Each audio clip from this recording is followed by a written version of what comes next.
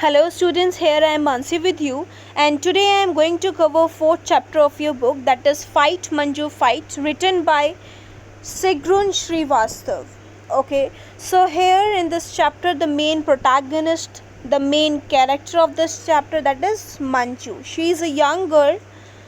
So now come here. Now read the story of a young girl, Manju, who does not let adversities hamper her ambitious spirit.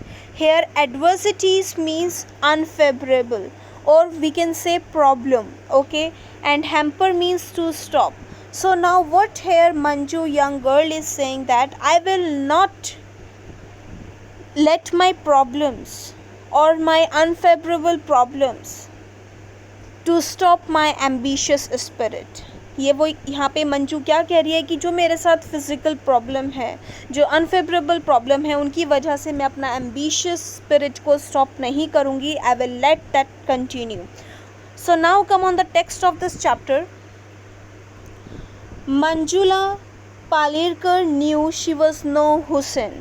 It means here the full name of Manju, that is Manjula, and what she is saying here, that she knew she was no Hussein. Hussein is a great painter. Sorry, is not. He was a great painter. He was a great Indian painter. तो मंजुला यहाँ पर क्या बोल रही है? What Manju is saying here, that I knew, कि मेरे को इस बात का पता है कि मैं हुसैन नहीं हूँ, कि मैं उनकी जैसी अच्छी पेंटर नहीं हूँ. She could never be, और मैं कभी शायद उनके जैसी हो भी नहीं सकती.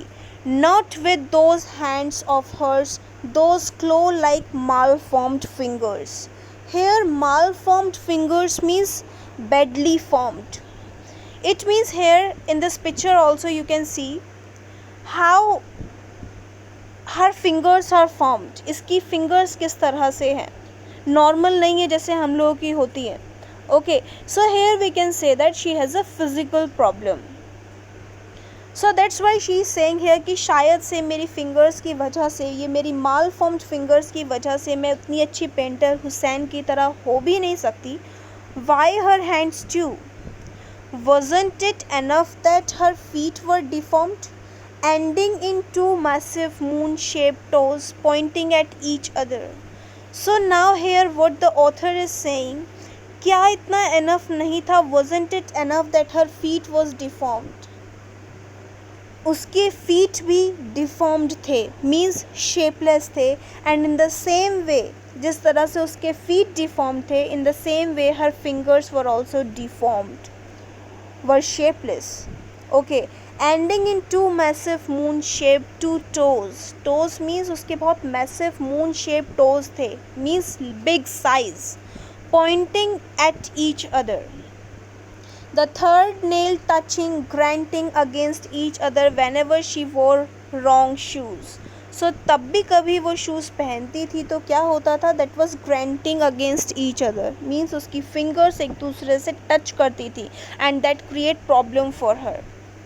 She wore wrong shoes most of the time, for there wasn't any shoes in the market soft enough for her clumsy feet.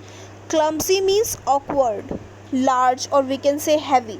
सो उसके डिफॉर्म्ड फीट के लिए मार्केट में नॉर्मली शूज़ नहीं मिलते थे. अगर उसको लेने होते थे अपने लिए शूज़ तो उसको कस्टमाइज़ करवाने पड़ते थे. इट मीन्स उसको अपने लिए मंजू को स्पेशल शूज़ मंगवाने पड़ते थे, बनवाने पड़ते थे. सो मार्केट में उसको नॉर्मल शूज़ नहीं मिल पाते थे उसके लिए. सो तब भी वो नॉर्मल शूज़ वियर करती थी तो उसको बहुत ज़्यादा प्रॉब्लम होती थी because of her deformed feet. Now come on the next paragraph. Her feet hurt most of the time, but she didn't mind them so much. उसके feet उसको mostly hurt करते थे, उसको बहुत ज़्यादा problem होती थी उसकी feet की वजह से. But she didn't mind that so much. She could hide them in those ugly made to order shoes. वो उसको माइंड क्यों नहीं करती थी, उसको अपने feet के लिए ज़्यादा फील क्यों नहीं होता था, क्योंकि वो उनको हाइड कर लेती थी, छुपा लेती थी अपने शूज़ में. But she could not hide her hands, could she? But वो अपनी फिंगर्स को तो हाइड नहीं कर सकती थी ना. Could she? क्या वो कर सकती थी? No, that is not possible to cover, to hide her fingers all the time, right? So this was the big problem for her. Manjula Palekar knew she would never paint like Hussain. So here what she is saying that I know I could never be a Hussain, कि मैं हुसैन की तरह नहीं हो सकती हूँ, but she could learn to paint well. But she has determination, she has an ambition that yes, I can learn how to paint. Handling brushes was no problem for her. Handling brushes मतलब brush को पकड़ना उसके लिए ज़्यादा बड़ी problem नहीं थी.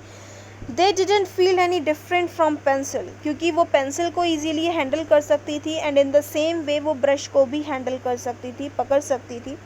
Her problem was the cost of material she would need. उसके लिए बिग प्रॉब्लम क्या थी अपने ड्रीम को फुलफिल करने के लिए? Because for painting she needs colours, she need material.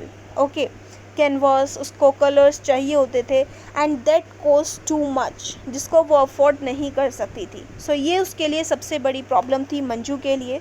So the next part I will cover in next video. Let's see क्या ये मंजू अपनी एम्बिशन को पूरा कर पाती है या नहीं. So thank you for watching this video.